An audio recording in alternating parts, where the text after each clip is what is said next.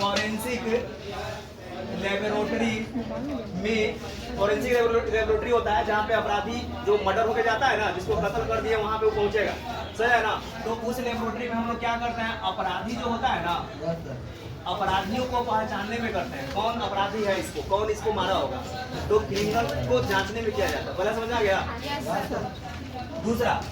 दूसरा में है कि समरूप जुड़वा को छोड़कर इसमें जो है ऐसे सहारे किसी की जरूरत नहीं किया। दूसरा देखो, समरूप जुड़वा जो होते हैं ना, आइडेंटिकल ट्विंस।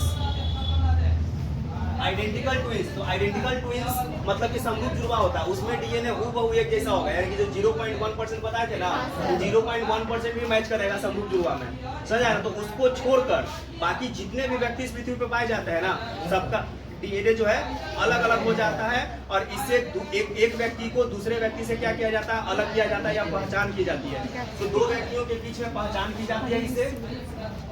तीसरा होता है पैतृत्व निर्धारण के मामले में। पैतृत्व निर्धारण के मामले में, पैतृत्व निर्धारण के मामले में जैसे मतलब कैसे हो गया, जैसे मान लो कि समझाए, जैसे मान लो कि एक लड़की है, लड़की जानते करते हो, एक जो है लड़का है, समझ आया ना। तो ये लड़की और ये लड़का है, शादी से पहले जो इन दोनों के बीच में रिलेशनशिप बन गया, रिलेशनशिप, और रिलेशनशिप होने से क्या हो गया कि ये जो है लड़की प्रेग्नेंट हो गई। ऐसे सोचा रहा है कि नहीं आ रहा है। अब जब प्रेग्नेंट हो गई तो ये लड़का जो है ना जान गया कि ये लड़की प्रेग्नेंट हो गई है, तो ये भाग गया, समझा ना, भाग गया। तो भागने के बाद ये लड़की कहे कि हम आपको जाने देंगे, हो नहीं सकता है, समझा ना, आप ही इसके बाबूजी हैं, भागिएगा। नहीं, लड़का बोलता है कि हम नहीं जानते हैं किसका बच्चा है, समझा ना, किसी और का बच्चा जो है मेरे गले में बांध रहा है, बनेगी होशियार, समझा ना, नहीं समझ रहा है। ये लड़की जो है ना कोर्ट में जाएगी, कोर्ट में जाकर जज के सामने गुहार लगाएगी, जज साहब न्याय कीजिए, ये हमको धोखा दिया है, समझा ना। तो जज बोलेगा अच्छा ठीक है, एक काम करो, बच्चा पहले पैदा लेने दो, समझा ना, उसके बाद भाग के जाएगा करने। जब बच्चा जन्म ले लेता है ना, तो उस बच्चे के डीएनए को इसके डीएनए से क्या किया जाता है, मिलाया जाता है। जब बाबूजी का डीएनए इसके साथ मैच करवे करेगा, क्योंकि बचवा इसी का ना है, तो 99.9% केस में तो मैच करेगा, 0.1% केस में भी मैच करने लगता है, समझा ना, तब ये बच्चा जो है उसी का होता है। तो पैतृत्व निर्धारण के मामले में भी इसका हम लोग उपयोग करते हैं। ये इस केस में भी होता है, या दूसरे केस में, जैसे मान लो कि हस्बैंड है और ये वाइफ है, अब रिलेशनशिप नहीं, वाइफ बन गया, मैरिज हुआ, अब उसके बाद बच्चा पैदा किया, तब तो लीगल है ना जी, तब तो कोई दिक्कत नहीं है। अब जब बच्चा पैदा लिया ना, तो मालूम चला कि हॉस्पिटल में ना पैदा लेगा, क्या काम पैदा लेगा, हॉस्पिटल में। तो हॉस्पिटल में लड़का बड़ा सुंदर पैदा लिया, तो वहाँ पे सबका ध्यान इसके ऊपर चला गया, ये बचवा को लेके क्या किया, भाग गया, सजा है ना, नहीं समझा, बच्चा लेके भाग गया, बाहर में पकड़ा गया, तो कहा कि नहीं इसका बच्चा नहीं, किसी और का बच्चा लेके जा रहे हैं। तो उस केस में भी दोनों का डीएनए जो है बच्चे के डीएनए के साथ क्या किया जाता है, मैच करवा के हम लोग बच्चे को पता कर सकते हैं कि ये बच्चा किसका है, नहीं समझा रहा है। उसके बाद पांचवा, मृत व्यक्ति की सही जानकारी भी किसी से प्राप्त की जाती है। सही जानकारी का मतलब क्या होता है, जैसे मान लो कि ये वाइफ है और ये क्या चीज है, हस्बैंड, ये ना होता है। तो अब जब वाइफ का ये लड़की इसके घर में आती है ना, तो ये लड़की अपने साथ बहुत कुछ लेके आती है, जितना क्षमता होता है ना उतना सब चीज लेके आती है। फिर भी इसके घर में एक और आदमी होता है जिसको हम लोग बोलते हैं सास। ये सांस का मतलब ऐसा प्राणी होता है ना जो सांस नहीं लेने देने वाला होता है। सांस का मतलब सांस न लेने दे, किसको न लेने दे, किसी न लेने दे, इसी को बोलते हैं सांस, समझ है ना, नहीं समझ आ रहा है, मदर इन लॉ ना भाई, मदर इन लॉ। तो ये सांस कहने कि तुम अपने घर से क्या लेके आई थी, कुछ तो लेके आई भी नहीं थी, फिर भी बोलते कि मेरे पास जितना क्षमता था ना मेरे बाबूजी दिए, अब का पूरा आपको, तो बोलते कि नहीं बहुत कुछ लेके आओ। तो ये कहता कि ना, तो एक काम कर, जाओ अब की बार बुलेट गाड़ी हमको चाहिए, बुलेट गाड़ी के साथ ही आना, नहीं तो नहीं। कहते कि बुलेट छोड़िए ना, बैलगाड़ी मिलवे नहीं करेगा, ये कहा कि अच्छा आओ अब की बार तुमको बताते हैं। आई दोनों मिलकर रात में जो है इसको साफ कर दिया। लेकिन होता क्या चीज है ना कि जिस घर में रहता है ना उसके अगल बगल में भी घर रहता है, वो अपने वो अपने घर में कम झांकेगा, पड़ोसी के घर में ज्यादा झांकता है। एक नजर जो है पड़ोसी के घर में मार ही देगा वो। तो देखा ना क्या चीज के हंड बंड हो रहा है, मतलब कि लड़ाई झगड़ा हो रहा है। मालूम चला कि इसका आवाज निकल रहा था, कुछ समय के बाद आवाज गायब हो गया। इसका मतलब कि काम तमाम हो गया। ये जो है ना, अब इसका पड़ोसिया जो है ना फोन करेगा किसके पास, लड़की के घर वाले के पास, कि देखिए लगता है कि बेटी को खपा दिया सही है ना। अब जो है ना ये लड़का जो है और इसके साथ जो है बॉडी को खपाने के लिए जल्दी जल्दी जो है इसको शमशान घाट की ओर लेके चल दिया। क्योंकि लाश नहीं तो बात नहीं समझ आया। लाश खत्म तो सब चीज खत्म हो जाता है, लाशें नहीं तो भाई मारेंगे किसको, है समझ में। तो ये कौन कर दिया, तो यहू जो है ना दौड़ पहुंचा कहाँ पे, शमशान घाट के पास। नहीं समझ आया।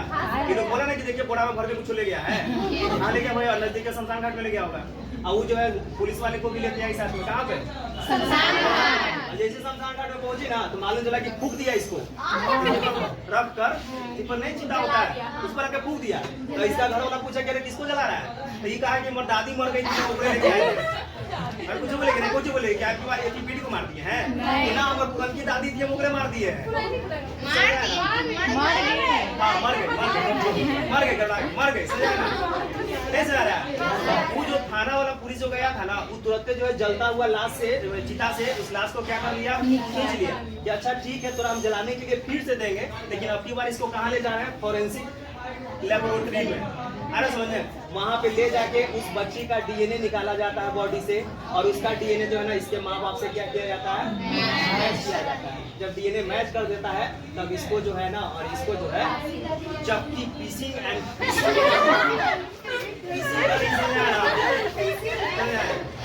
पीसिंग करते रहो, समझा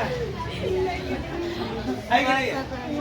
और अरे चलो छठा केस में नहीं समझाए, छठा में लिखता है न्यायालय के पहले सबको समझा दिया। सही माता पिता की जानकारी इसी से प्राप्त की जाती है। सही माता पिता का ज्ञान भी इसी विधि के द्वारा होता है कि कौन इसके सही में माता पिता है या नहीं। अरे समझ में, तो इस तरह से डीएनए फिंगरप्रिंटिंग का क्या किया जाता है, उपयोग किया जाता है। एक बार इराक में ISIS का कब्जा हुआ था। इराक में ISIS खतरनाक थी है, ISIS ये बड़ा भयानक आतंकवादी संगठन है। ISIS था, अभी भी है। तो ये पूरा इराक पर क्या कर लिया था, कब्जा कर लिया था। तो वहाँ पे भारत से भी 30 गो आदमी जो था ना काम करने के लिए गया था, क्योंकि वहाँ पे तेल का कुआं है ना, वहाँ से तेल निकलता है, तो वहाँ पे काम करने गया था। नहीं समझ रहा है। तो जब ISIS का कब्जा हुआ था ना, तो वो मुस्लिम को छोड़ देता था। जितना अदर रिलीजन के आदमी रहते थे ना, जैसे सिख हो, ईसाई हो, हिंदू हो, समझा है ना, उस सबको मारता था। बड़ा भयानक तरीका से मारता था, गला काट के, तो धीरे धीरे हलाल करना। नहीं समझाया, समझ आ रहा है कि नहीं आ रहा। तो 30 को पता चल रहा है कि ये फैक्ट्री में काम करता है, 30 को भारतीय। तो वहाँ पे सब IS वाला पहुंचा, इसको जो है ना पिकअप पे लादा, पिकअप के लाद मतलब उस पर लाद करके लेके चला गया, समझ आया ना। ले जाके उधर मार मुर दिया, काम खत्म कर दिया। अब जब ISIS का कब्जा वहाँ से हटा, तो यहाँ पे विदेश मंत्री थी जिसका नाम था सुषमा स्वराज करके था, हाँ वो नहीं, सुषमा स्वराज है, वो विदेश मंत्री थी। तो उससे यहाँ के जो परिजन थे ना 30 आदमी के, इससे बोले कि देखिए ना 30 मेरे रिलेशनशिप वाले जो है वहाँ पे काम करने गए थे, ठीक ना, इतने समय से अभी तक कोई कॉल नहीं आया है ना, किसी तरह का कोई संदेश मिला है, मेरे परिजन के साथ क्या हुआ थोड़ा पता लगाइए। समझा रहा कि नहीं आ रहा है। तो वहाँ पे जांच दल पहुंचा, उसके देश में इराक में पहुंचा, और इराक में पहुंचने के बाद कहा कि यहाँ पे 30 भारतीय जो इस फैक्ट्री में काम करने आए थे, ये 30 भारतीय अब नहीं है, आखिर गया कहाँ से, समझा ना। तो जब पूछताछ हुआ तो वहाँ पे का एक आदमी जो था मुस्लिम ही था, मुस्लिम ठीक से लिखना है, मुस्लिम एक आदमी था। वो बोला ना कि 30 को जो है ना एक पिकअप पर लाद करके सब जो है ना ISIS वाला इसको लेके चला गया था। समझ में आ रहा, कहाँ लेके गया था ये पता नहीं, लेकिन कहीं पहाड़ी तरफ लेके चला गया था। तो खोज करते करते पता चला ना कि एक पहाड़ के पास जो है ना खुदाई हो चुका था, और वहाँ की मिट्टी थोड़ी उठी हुई थी, और बाकी सब मिट्टी जो था क्या चीज था, प्लेन था। मतलब कि ऐसा लग रहा था कि 2-3 महीना पहले जो यहाँ पे खुदाई हुआ है। तो वहाँ पे जब खुदाई का काम शुरू किया ना, तो इराक वाला कहा कि आप बेवजह जो है मेरे जमीन पर खुदाई नहीं कर सकते हैं, आपको कोई सबूत देना पड़ेगा कि इसके अंदर में आपके परिजन ही है। तो ऊपर से एक्सरे किया गया, तो मालूम चला कि 30 आदमी का डेड बॉडी जो है इसके अंदर में दफन था। समझ में आ रहा। तो इराक वाला बोला कि ठीक है, अब आप इसका खनन कर सकते हैं। तो सबको जब निकाला गया तो मालूम चला कि सबका मुंडी जो था, मुंडी ये गर्दन सबका कटा हुआ था, थर अलग और गर्दन अलग, बॉडी जो है काफी हद तक सड़ गया था, क्योंकि बॉडी डिकम्पोज होने लगता है ना। नहीं समझ आ रहा है? आ रहा है, टोन क्या आ रहा है? तो इसका गर्दन जो है और सिर से क्या हो गया था, अलग हो गया था। पता ही नहीं चला था कि कौन किसका गर्दन है, किसमें जोड़े हम। अरे पता रहेगा तब ये गर्दन निकल जाएगा मेरा, अब तुम्हारा भी सबका निकल जाएगा, अब बॉडी अलग रहेगा, गर्दन अलग रहेगा, तो पता चलेगा किसमें किसका जोड़े हम, नहीं ना पता चलेगा, जब तक लगल है तब तक ना। तो अब क्या हुआ कि अब वो सब बोला ना कि ये 30 भारतीय हैं, इसका क्या सबूत है आपके पास? अरे समझ में, हम आपको ऐसे ही डेड बॉडी ले जाने नहीं देंगे, किसी देश से आप बिना उसके परमिशन से आप कोई चीज नहीं ला सकते हैं। समझ आ रहा है कि नहीं आ रहा समझ में? तो क्या किया गया कि जो जो लोग जो था ना, बोला था ना कि मेरे रिलेशनशिप वाले वहां पे गए हैं, सबका डीएनए सैंपल जो है कहाँ किया गया, मंगवाया गया वहां पे। अरे समझ में, या इस 30 आदमी के डीएनए सैंपल को क्या किया गया, यहाँ पे भेजा गया और कहा गया कि मिला के दिखाइए कि किसका किससे मैच करता है। समझ में आया ना? तो 30 में से 29 आदमी का डीएनए सैंपल जो था ना, सबसे क्या किया गया, मैच किया गया, सबका मैच कर गया। एगो का डीएनए सैंपल मैच नहीं करा था क्योंकि उसका माँ बाप मर गया था। समझ आया ना? तो उसके दादा दादी से डीएनए सैंपल को मैच करवाया गया, तो हल्का फुल्का मैच किया, तो फिर पता चला कि ये 29 जो है ना भारतीय ही है और वहां पे इसके रिलेशनशिप वाले हैं। नहीं समझ रहा है? तो इस तरह से वहां से डेड बॉडी को निकाल कर फिर क्या किया गया, सबको दिया गया तो अंतिम संस्कार हुआ सबका। है समझ में?